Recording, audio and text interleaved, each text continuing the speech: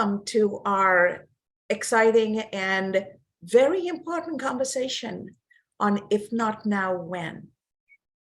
Today, my guest host is Carey Portell from the United States, and I'm super excited to be joined by Carey to talk about overcoming limitations and going beyond our impediments in the world of agriculture. As we get started, Carey, why don't you give us a little bit of background about you, the limitations you face, and how are you then going ahead and dealing with the world of agriculture so that people can be inspired by your story? Yeah, absolutely. I live in the United States. I am in central Missouri, and my husband and I run a cattle farm. And after a disabling car crash, farming basically became my physical therapy and my passion. So we have always had a cattle farm. And during my recovery, which was 4 years long, I couldn't do a whole lot except continually have reconstructive surgeries. So in between that time, I would start to do little stuff on the farm, and I just realized how purposeful it became in my life. So once I was done with surgeries, I had to figure out then how to farm with my new body, because my mind still wanted to think the way that my old body worked, and it just wasn't working in my everyday life. So a lot of trial and error. I had to contact an organization to get me some help, but farming and agriculture became a passion, a purpose. It gave me a way to contribute to my family where I didn't basically have any other physical contribution. And it gave me accomplishments, which is something that I did not know that I had to have in my life. I cannot live without having contribution and accomplishments, and it has just snowballed. That's what I do now. So when I'm not out speaking, I'm running our cattle farm with our husband. Beautiful. And that is so inspiring. And it's a good reminder to all of us, life happens to us, but that shouldn't stop us from living our purpose and finding our calling. And when we have the mindset to get past our limitations, then we can thrive and rise above. Today's conversation is truly focused on developing countries like Belize. And I am super excited to have James Mesh and Cruz Gomez and Laura Smith here to have this conversation with us. So let's kick this off with you, James. You are a Mayan culture, Mayan heritage farmer in the San Ignacio, San Antonio area here in the mountains of Belize. Why don't you tell a little bit about how your agriculture process works and what are some of the limitations you run into, your family runs into with what you do? Okay, good morning, everyone. Pleasure. Greetings from the most beautiful village in Belize, San Antonio, Cayo. My name is James Mesh. Great to meet Mr. Gomez and Ms. Laura and Carey. I live on a farm. Born and raised on a farm, and I'm a farmer. I live on a 27-acre parcel, which is owned by my family. When I say family, my parents, my brothers, my nieces, my nephews. The farm is divided in three sections: farming, housing, which is fully fruit trees, and conservation, the forest. My first language is Yucatec Mayan, and the forest, we have a connection with nature. Very important traditional medicine on a daily basis. Material for construction comes from the forest. Some food stuff comes from the forest. Of course, clean air, fresh water comes from the forest. So the farm is set up in that way. We produce 75% of what we consume at the farm. 100% on solar. We're totally off the main grid, and we do rainwater collection. So the farm, it's important for us as a family, as a community, because food security is very important. What we do at the farm focuses on three important things. One, culture. Two, tradition. And three, food security. Those are our three targets. We focus on culture, tradition, and food security. Um, that is very important to us as a community, as an indigenous group of people living in this part of planet Earth. And these are the good practices we've been doing for, you know, hundreds of years. We still keep our traditional seeds. We keep traditional farming. And of course, there are certain things that we've adopted, like it was mentioned earlier, that, I do coffee. Coffee is something new. I mean, corn is staple for us. In Mayan culture, we even believe, that this generation is made out of corn. So we're the corn people. And of course, um, I've made good use of opportunities. I am a farmer. I'm an environmentalist. I do environmental work supporting communities. Belize as a country, conservation efforts is great. Communities are involved in conservation efforts.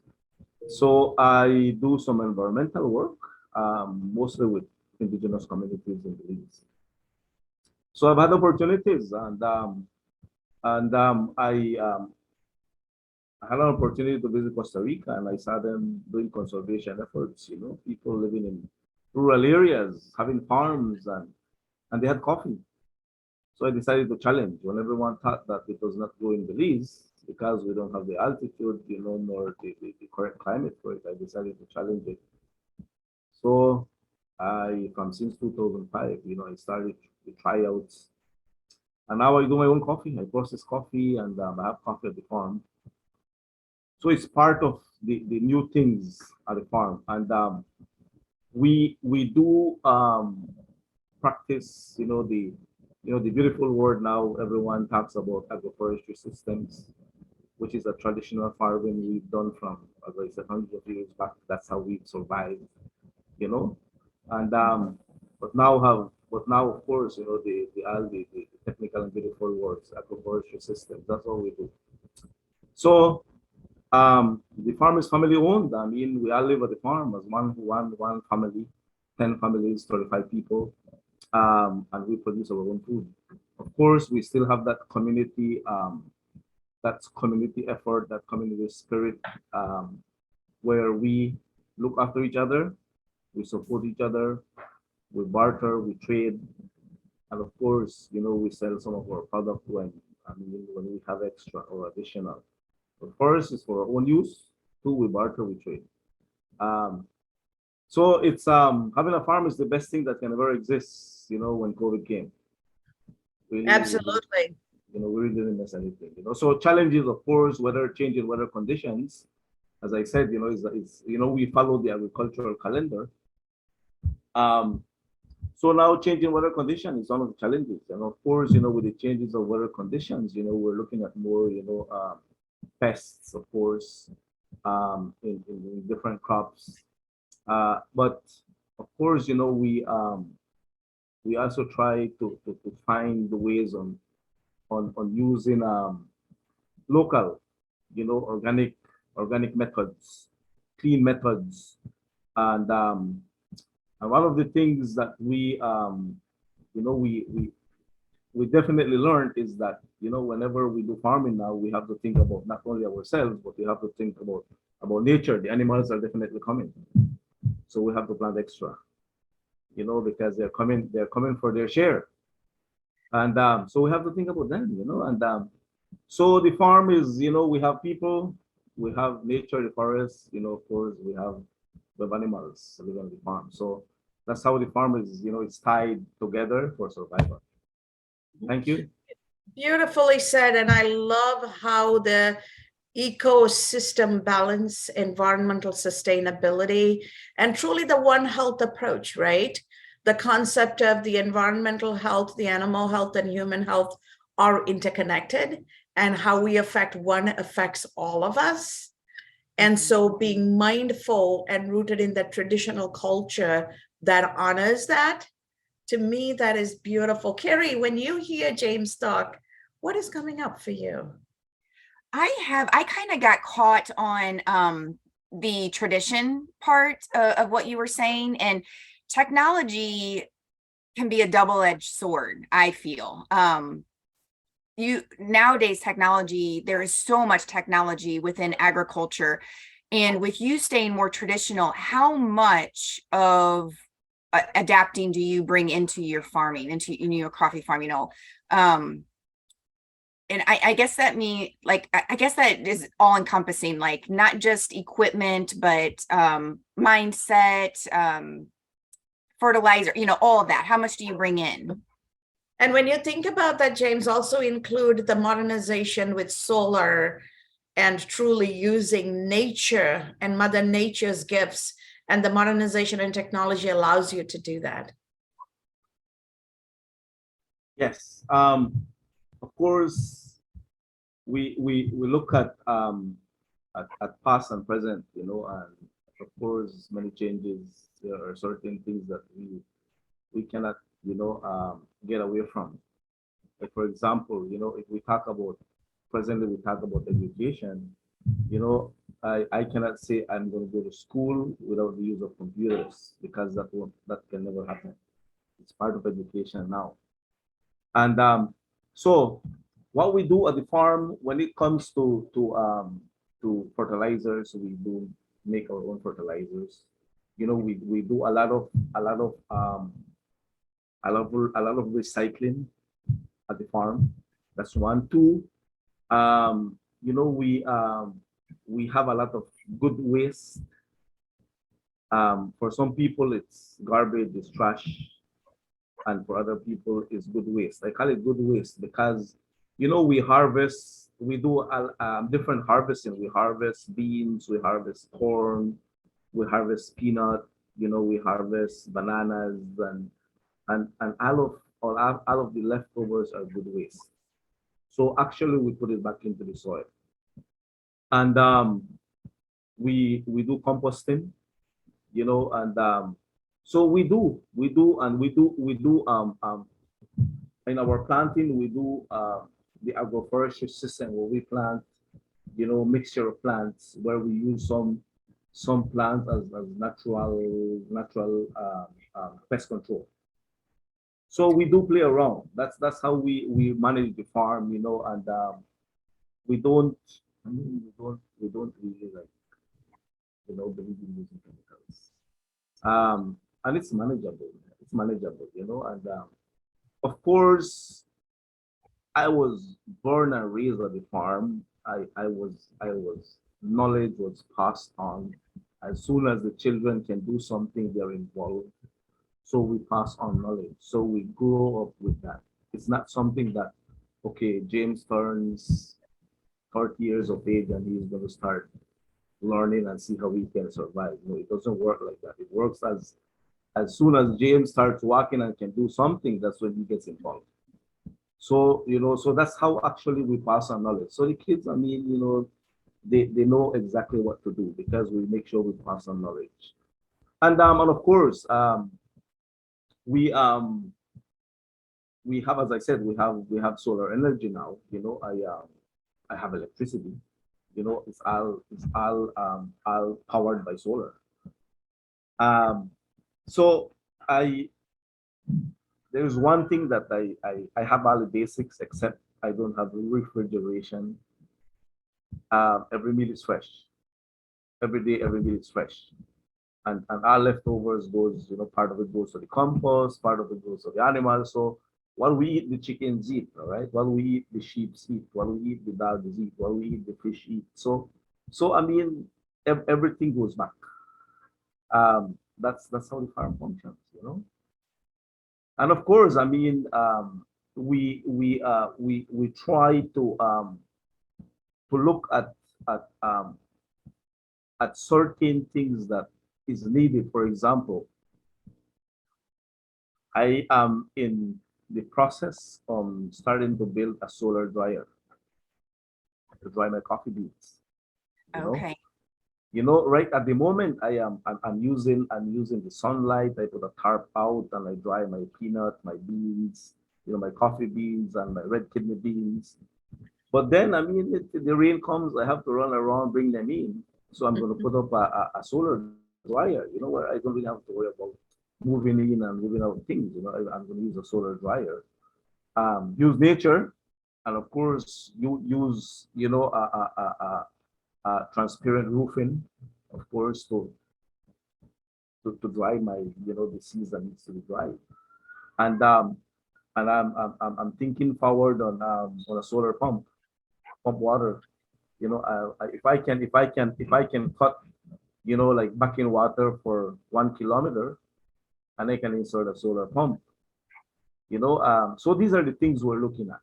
So there, as I said, there are certain things that can be adopted, which is, works clean with the environment, and it's possible and it can be used. Talking about technology, but we're careful with what we do. It sounds like it. All right. Yeah, I love how you are bringing technology in, but it's not completely artificial. You're using it combined with the natural resources that you already have. I love it. Mhm. Yes, like And so ultimately, you're staying true to your three-pronged purpose, right? Your tradition, your culture, and then food security, all in a sustainable way. So everything you do is grounded on that principle. yes, exactly. Like, for example, just a quick example, like we use corn on a daily basis. So I've always grounded, corn on a grinding stone, traditional grinding stone, which has been kept and passed on in the family for generations. And I had no idea the time would come that I will grind coffee on that same grinding stone. Like I mean, Mayan culture, we had nothing to do with coffee. Everything is cacao or chocolate and corn. But now I have coffee and I have the grinding stone. I mean, so it's tied. I do use the grinding stone to grind coffee. I mean, so we're looking at, as I said, adapting things, but careful. We are not leaving aside our culture, our tradition, because that is our focus. I said three things: culture, tradition, and food security. Whatever else happens, is going to be what additional. We are never going to move out something and insert something new. We have to keep these three important things because that is survival for us. Thank I you love, so much for that. yeah, I was gonna say, I love that you are so confident in that. Like, you know your three things and you're sticking with it. Mhm. And the In beauty of it is it has been passed on generation to generation, right? So they grew up in it, they see it works, and COVID proved that when you have these three things in place, you're sustainable even when the rest of the world shuts down. Because everybody goes to work and makes money to eat, but you are making the food that everybody else needs to eat. Mhm. yes, one last thing and I strongly believe in this. This is how I mean my people have survived for generations, and I strongly believe that focusing on these three things, whatever happens, if a collapse comes, we will definitely survive if we have the focus on these three important things. Keeping our culture, our tradition, and making sure that we continue producing our own food. The forest is important because that's where everything comes: food, material for construction, medicine, water, clean air, clothing, everything comes from the forest. We have the forest, we're good. We produce our own food, we're good. So whatever happens, we have those two, amen, we're good. That's what I believe. Yeah. And that's exactly what we're promoting at the farm. This is such a educational and insightful conversation, James. Thank you so much. I know the folks who are going to be watching this, people who are going to be thinking about this, they're all going to benefit from this. So thank you for sharing so openly. Pleasure. Thank you I as would well for the like opportunity. Thank you. I would like to shift to Erin. Erin is a young lady who is in farming and animal husbandry, And it'll be nice to get a different perspective being in the field in Belize and being a young woman. Erin, why don't you talk to us about what you do and how is that helping you live your purpose? Hello, good morning, Ms. Kaz. Good morning, everyone. My name is Erin Flores, as she mentioned, and I'm currently a student at the University of Belize in Central Farm. And what I'm majoring is climate smart agriculture, and I'm currently enrolled in the program in my first semester. And so far, I have learned a lot. And I would just like to say that the experience is very interesting and very educational. And one thing for me is that I am focusing on integrated system of farming. So I don't want to base myself in just specifically one area. I want to focus more on like the integration of crops, livestock, and fishery in the sense that, like, let's say, just for an example, is that we know that people tend to have to buy commercial feed to feed their cows and animals and etc. But what I want to do is like produce my own feed so to be able to, feed my animals. So a simple example that we learned this semester is by feeding our sheep like Nasadero, or sorry, I'm a bit nervous. Nasadero, mulberry, and also Lucina. These are very nutritious plants that are high in protein. So it's a substitute for us from, slacking back from buying these expensive feed and stuff like that. And another way that I saw interesting for us that we're planning to implement is we're planning on implementing tilapia.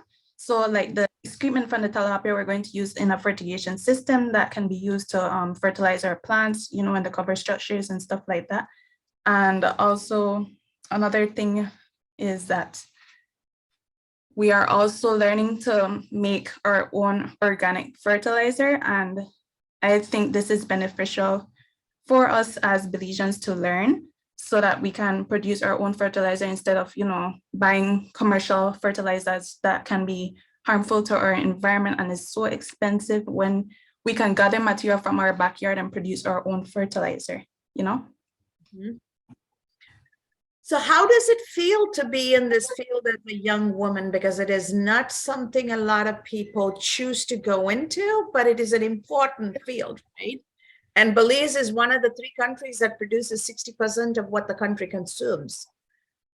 So it's good to see young people go into agriculture and farming. How does it feel to be in it, Erin?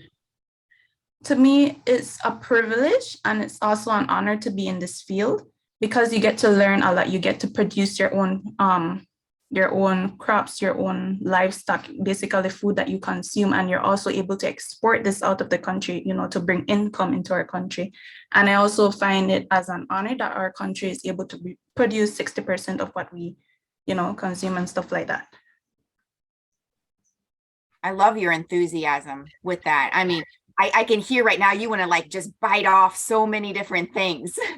Yeah, it's just my first semester and there's a lot we have learned and there's so much more to learn. I also like the fact that we are currently having more people coming into the agriculture program to learn about agriculture and, produce their own food. And I'm also seeing a trend that a lot of young people are getting into agriculture to export to other countries like Guatemala and Mexico and even other countries for our region.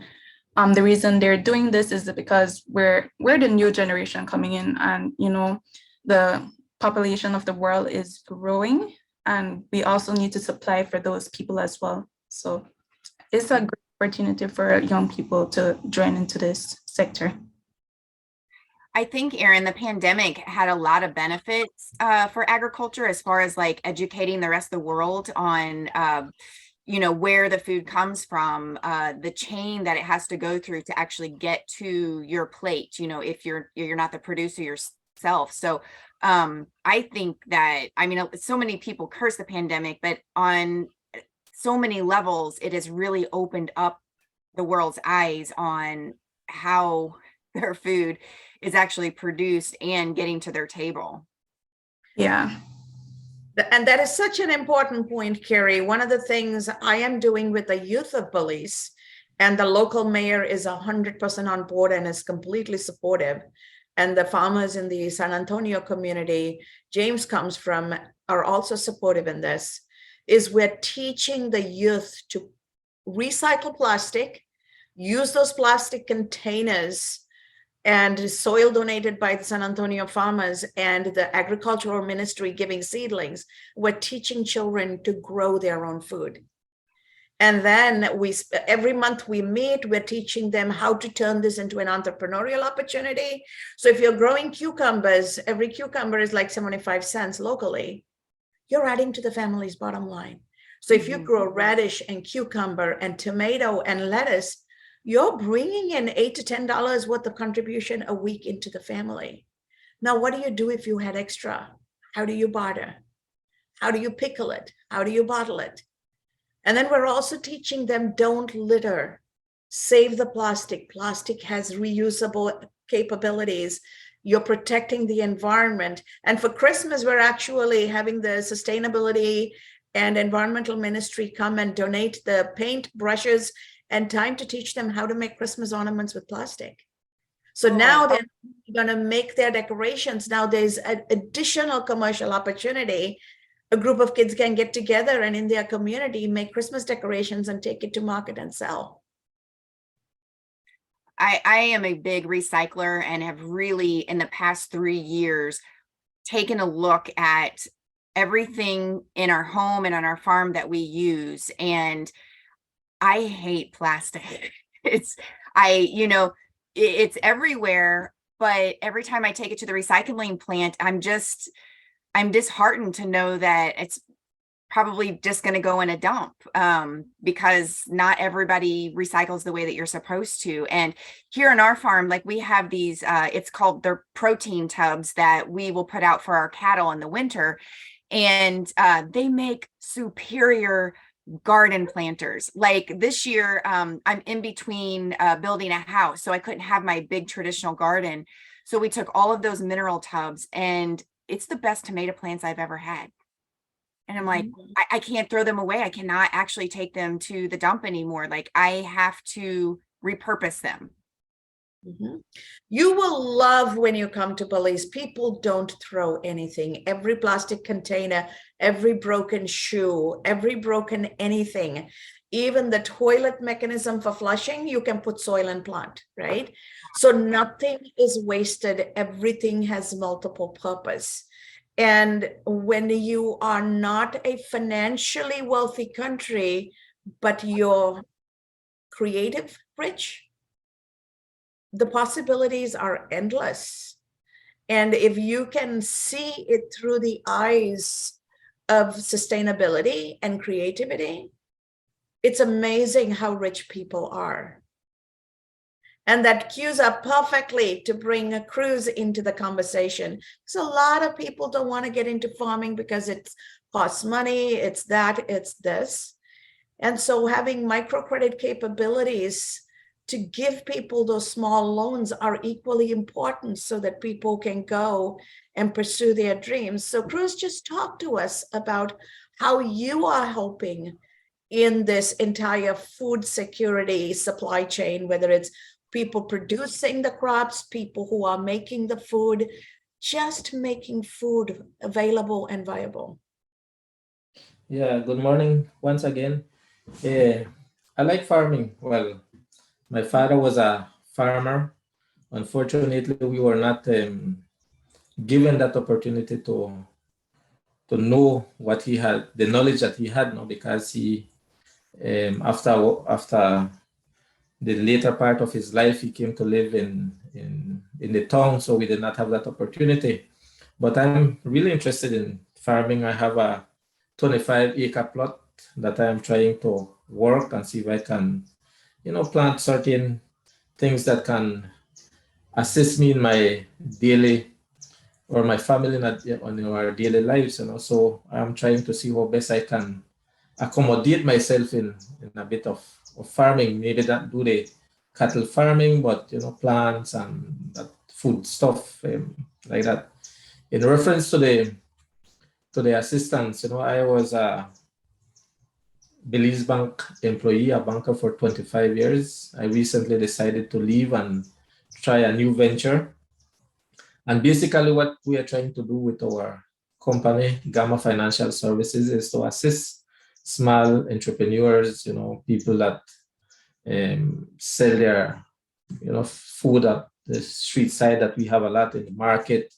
There are vegetables, they have people that sell at the market, their fresh vegetables that they bring from their farm, or even people that have their little vegetable stall in their homes.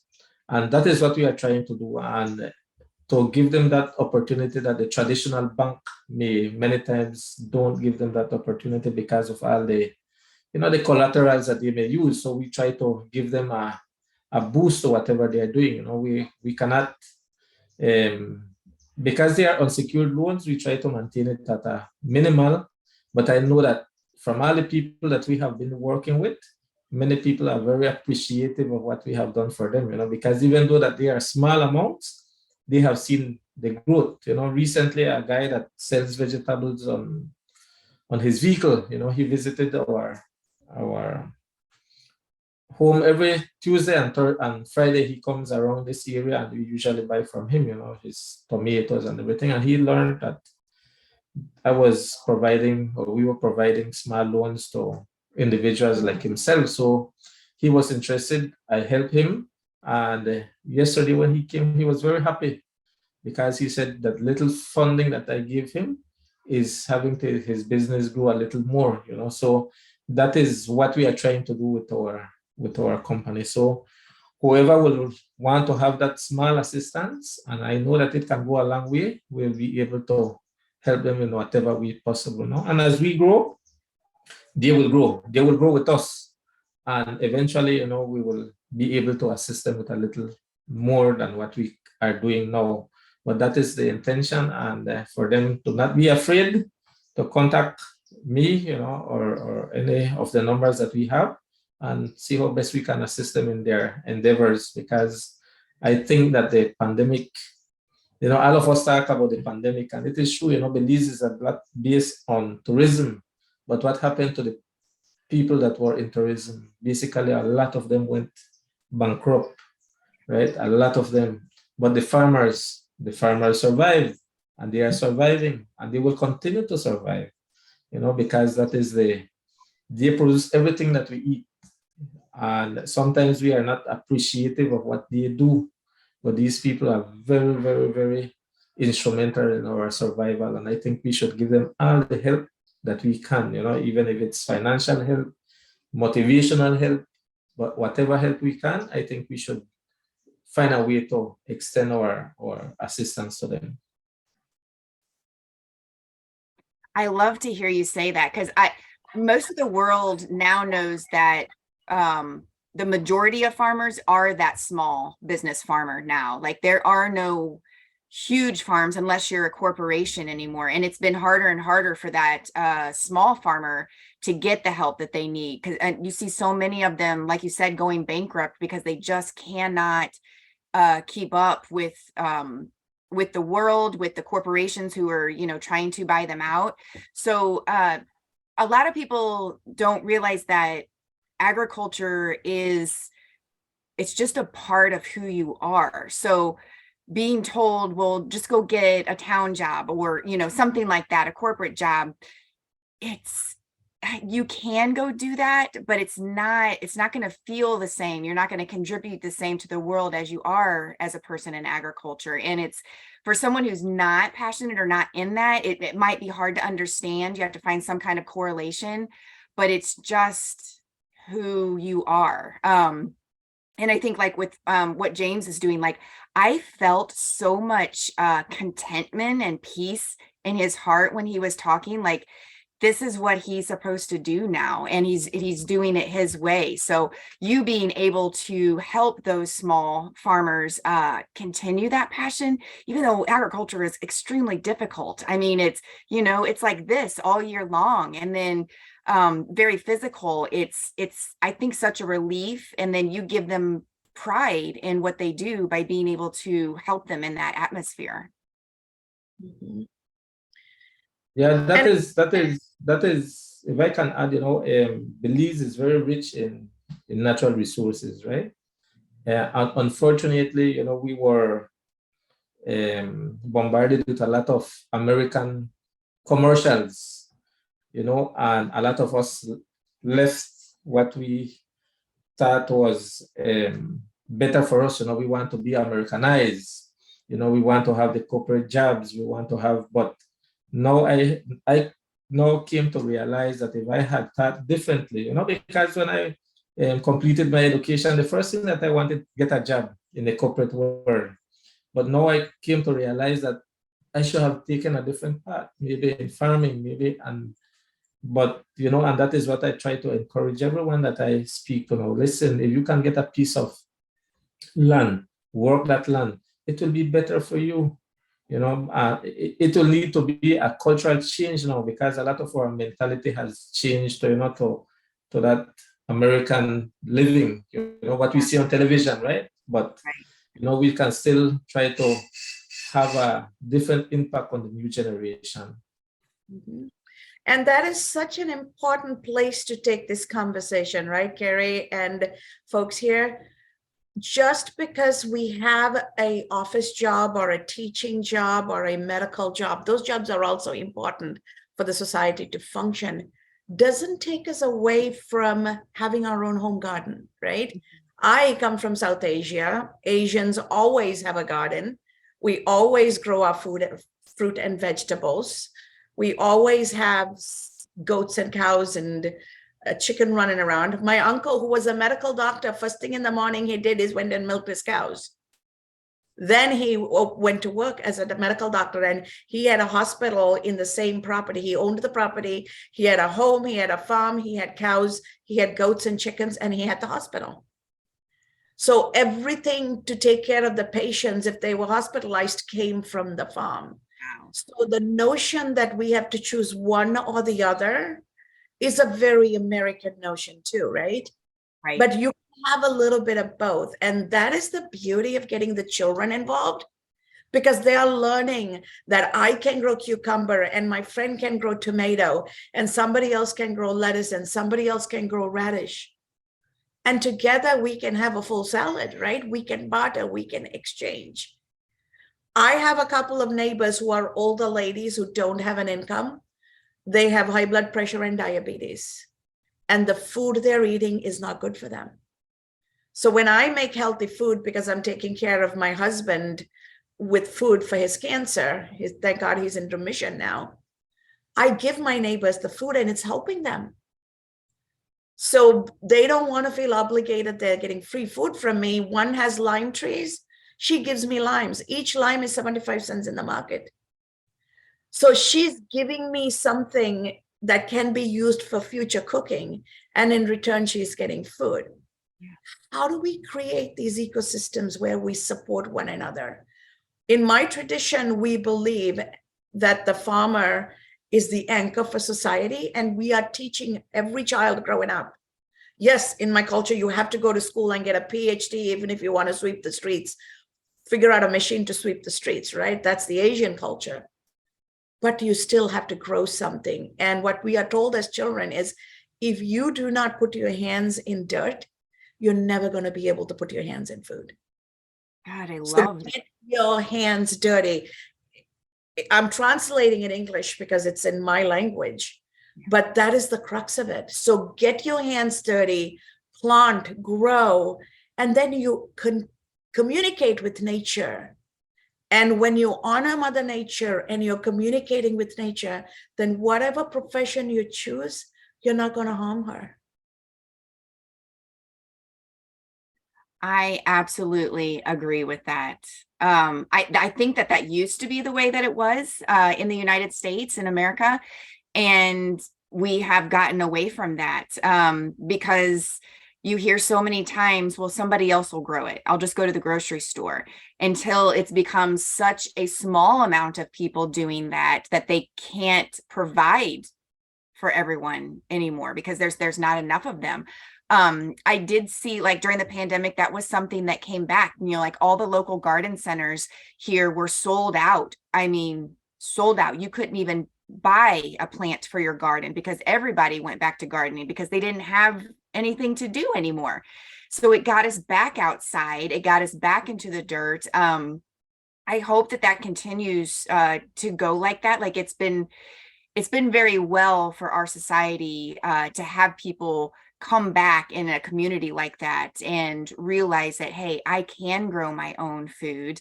Look what I put on my own table. And I love that. And I wish I had an answer for you on how we continue to, like, we have everybody do that, where you can, like you said, with your neighbors, being able to barter or pay, in that way to support each other, because doesn't that just sound simple? I mean, just sometimes we just make life way too difficult. We think too much. Just go back to simplicity. Yes, absolutely. And sometimes it's hard to change the mindset of parents. When we work with children then bring the parents into the conversation. So I run a program, and every month we have something going on, teaching them how to make organic fertilizers, how to make organic pesticides, how to keep your environment clean and properly recycled so that your trash is not attracting mice, which attracts the snakes and the owls, and then the entire ecosystem is in collision with one another, right? So how do you do this responsibly? And how do you bring structure into the family? By getting the kids involved in something fun. Mm-hmm. And I think that's a great start, is with the children, because it's an activity that the parents can do with the children, and hopefully that grows. I hope what I see a lot of times is they do that in the elementary or primary schools. And then after the child graduates from there, everything just stops. And so they don't get it. They don't get that exposure during their really big developmental years, where they can take that into their adulthood. So I would like to see that continue to go higher in that school level. Yeah, we work with children all the way up to 16, because then they become adults.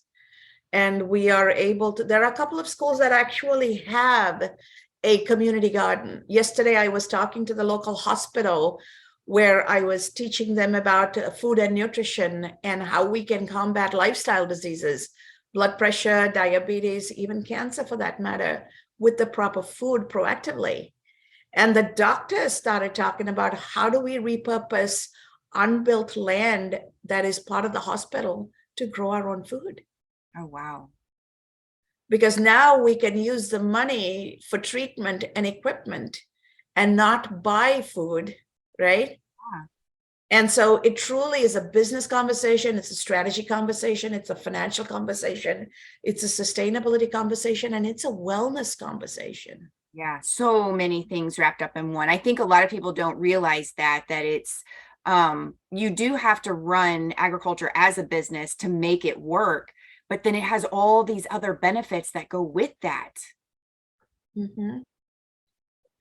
Exactly. And so I'm so glad we are having this conversation. Laura, do you want to add any thoughts to this from your perspective? We would love to invite you. Hi. You're really preaching to the choir right now, because I am a farmer in Massachusetts in the United States. I know Carrie through listening to her podcast and through Clubhouse, and I wish everything that you had answers for would happen. I am blessed to be a 5th generation farmer, and I'm also an educator. So I'm doing my best to educate here in Massachusetts, and I work with the Department of Education, and I'm always working with our legislators to make sure that the education of agriculture is out there, as well as helping feed my community that is in low income. Yeah, we need lots of advocates like you. And I have always said this in every career that I have been in, education is the key. Like, if you can educate and tell people why you're doing something, it's a whole different understanding for them. So I I don't feel like we in agriculture have been very vocal in the past because we are kind of solitude individuals, you know, just by nature. But slowly I am seeing more and more, you know, being vocal. So it's people believe everything that is said by the media. If the media says it's true. So now we're actually speaking up saying, well, that's not exactly how it works. That's not exactly what we do. So having more people like this whole group being able to say, hey, here's the benefits.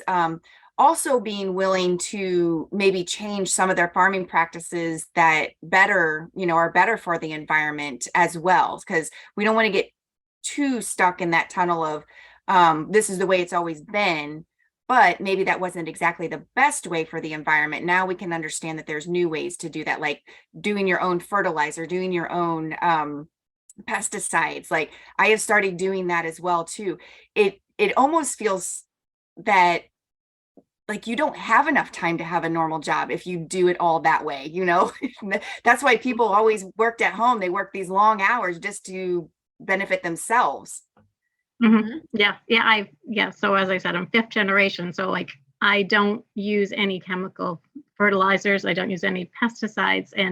But my parents did, and my grandparents did. And it's hard to convince that older generation that this is a better way to do things.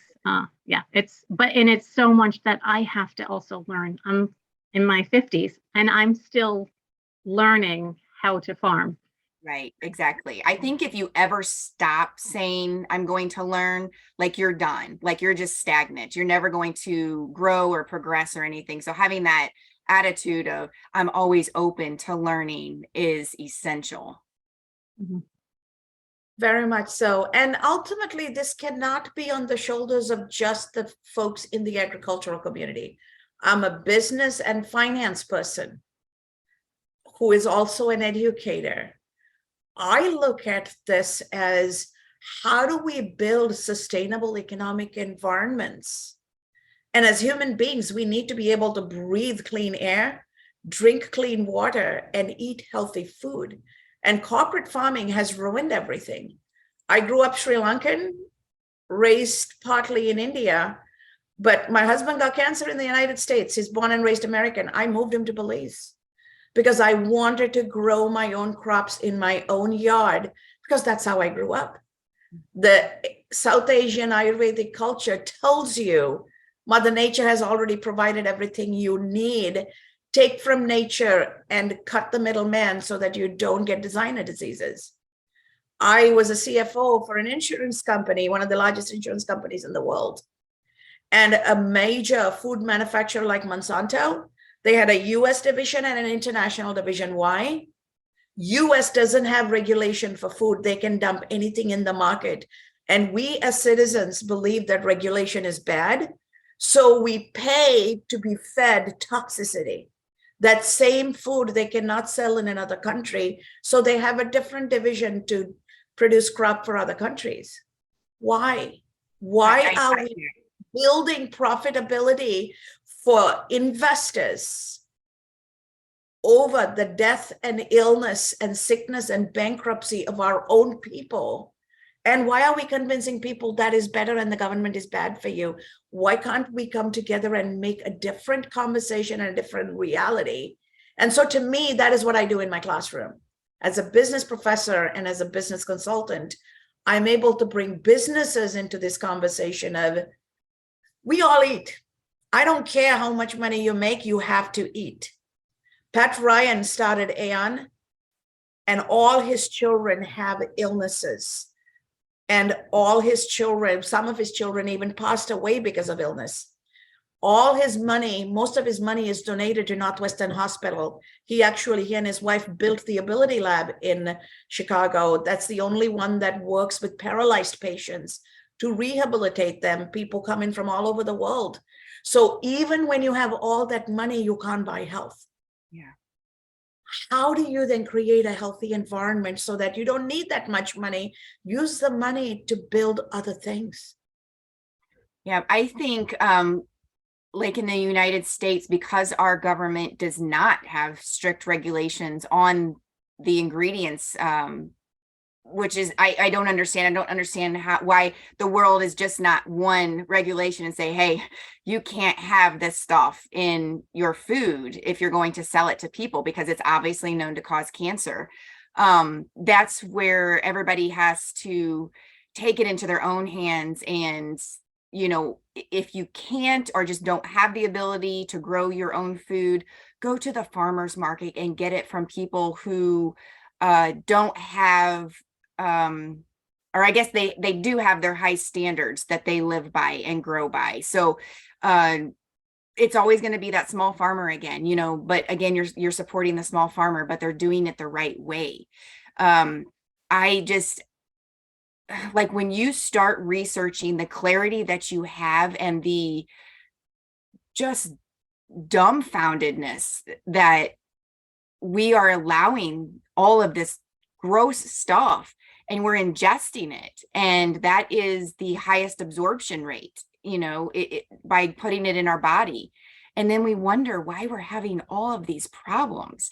Whenever I got my disabilities, the first thing that I started really researching was how to decrease my pain. And it was stop eating crap, you know, eat natural. And I'm like, oh God, all I wanted to do before was convenient. You know, it was convenient because my life was so busy. Being forced to slow down, boy, it just opened my eyes. So you bring up such a good point, Carey. The American Western world is forcing people or influencing people to be too busy doing. People never stop to think about what they are being, right? And when we stop and take that introspective look, whether as a business person, as an engineer, as a doctor, as a farmer, we come away with different answers. Now, if we focus on our being, then a doctor and an engineer and a banker and a farmer can all work together, helping one another to build a self-healing ecosystem that works for them, and stop listening to every politician who's saying the other person is the enemy. Forget that. Because when people say that, they're doing it for their own power and profiteering. Why subscribe to that? So my mission in life is to help people get past that, because I straddle this unique place of business and education and economic development in communities. So I feel like I am put in this place for a reason. How do I bring all the parties? And then how do I become that neutral advocate? Because I'm not a farmer. When I advocate for farming, nobody can say she's biased. When I advocate, I don't have children. When I'm advocating for children, nobody can say, oh, she wants something for her kids, right? So universe has placed me in a position to do this. So I always encourage, get beyond your own profession and bring others in, because others can be your best advocates. Absolutely. Yeah. Why work separately when we're all going towards the same goal anyway? Yeah, that's what I love about groups like this. This has been such a fabulous conversation. And as we bring this to a close, any closing thoughts you have, Carey? I love that agriculture has, I guess, such a tight-knit community. Even though, like, you guys are in Belize, Laura and I are in the United States, we all advocate for the same thing. Try to find your community. We know that we're not always going to agree on the same processes or techniques, but we're all going towards the same goal. So why not work together? And together is everything, right? And if you are into agriculture, you know that nature and the environment and people and animals, everybody has to work together for it to work, right? And why not? I grew my own vegetables in Chicago. When I first moved to Chicago, I brought all those lights to grow my flowers and vegetables inside the house. And the cops started coming. Apparently, they have a device that checks if you have these high-powered lights and they believe you're growing pot. So I got raided by the cops because I was growing my vegetables inside the apartment, because I didn't know how else to live in Sri Lanka. That's how we grow up. You always grow your own stuff. When you're cooking, you grab the herbs, you grab the tomato, you grab the pepper. It comes from the plant. I didn't know that meant people might think I'm growing pot, right? Thank God now pot is legalized for the reason that they're not going to raid people like me. But in Chicago, you can only grow 6 months of the year outside. Yeah, What do right, you do the rest of the time? right. And so technology helps. And so I bring this up because even if you live in frigid technology, frigid Chicago, you still can grow. One of the things my husband and I did is we used our vegetables and made our own pasta. So carrot pasta, spinach pasta, and we vacuum packed and froze. Yeah. We put our corn away. We made our tomato sauces. We vacuum packed them all. And because we had regular 9-to-5 jobs or crazy hour jobs, it only took 15-20 minutes to make food. So the preservation and the conservation of food in different ways and food prep, all of that becomes handy. And so in Belize, that's what I do. I'm teaching people how to eat healthy, how to prep your own food. If you can't do it all, if one person can produce the pesticides organically, one person can produce the fertilizer, another person can produce the crops, another person can pickle them, another person can make pasta. All of a sudden you have a community of entrepreneurs, but all centered in agriculture. Yeah. And then you can also say, hey, come and watch this. This is a cool way we're doing it in Belize. Absolutely. It's a tractor. Absolutely.